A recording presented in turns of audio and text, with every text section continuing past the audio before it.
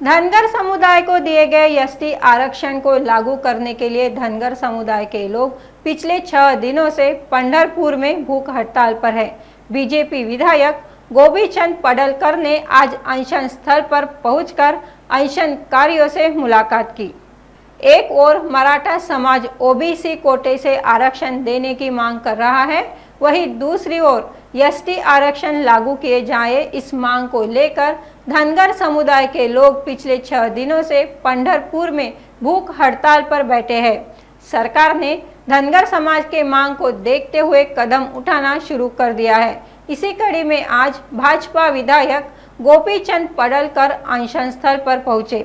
अनशनकारियों से भेंट करने के बाद पडलकर ने मीडिया से बात करते हुए कहा कि धनगर समाज जानता है कि मैं हमेशा धनगर समाज के पक्ष में रहा हूँ, मैं हमेशा उनका पक्ष लेता हूँ। आरक्षण की मांग का कोई न कोई समाधान जरूर निकलेगा। सरकार हमें सकारात्मक प्रतिक्रिया दे रही है। हे बघा, मी माझी भूमिका माझ्या समाजाला माहीत आहे, धनगर समाजाला माझी भूमिका माहीत आहे, मी ती बोलायलाच पाहिजे अशातला भाग नाही।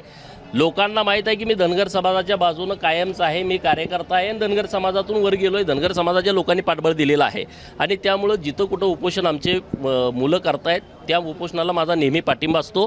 देवेंद्र फडणवीसांनी पण या बाबतीमध्ये स्पष्टता दिली की धनगर समाजाच्या आरक्षणाच्या बाबतीमध्ये मी पहिल्या कॅबिनेटमध्ये देतो म्हणालो होतो, परंतु त्यातल्या काय क्रिटिकल परिस्थिती त्यांनाही माहीत आहे, आम्हालाही माहीत आहे। म्हणजे तो विषय झाला, ॲफिडेविट देणं अमुक, निश्चितपणे काहीतरी तोडगा निघेल। आमचा चारही बाजूने प्रयत्न सुरू आहे। हायकोर्टामध्ये आम्ही केस हारलो, सुप्रीम कोर्टामध्ये हारलो, तिथेही आमचा प्रयत्न सुरू आहे पुनर्विचार याचिका कशी दाखल करता येईल।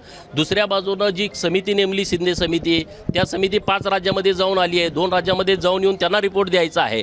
चारही बाजूने आमच्या समाजाच्या सगळ्या लोकांचा प्रयत्न सुरू आहेत। वेगवेगळ्या पार्टीत काम करणारे नेते मंडळी, कार्यकर्ते मंडळी ते ताकदीने प्रयत्न करतायत, आंदोलन करतायत आणि आता आमचा एकच प्रश्न राहिला आहे। बऱ्यापैकी प्रश्न आमचे संपलेत, एकच प्रश्न राहिला आहे तो आरक्षणाचा आणि तोही प्रश्न निकाली निघेल अशा बाबतीमध्ये आमचा सगळ्या बाजूने प्रयत्न सुरू आहे। सरकार सकारात्मकतेने आम्हाला प्रतिसाद देतोय, परंतु ते निर्णयापर्यंत यावं अशा पद्धतीने आमच्या लोकांची भूमिका आहे, मागणी आहे आणि मला वाटते निश्चितपणे काहीतरी चांगला मार्ग यातून निघेल।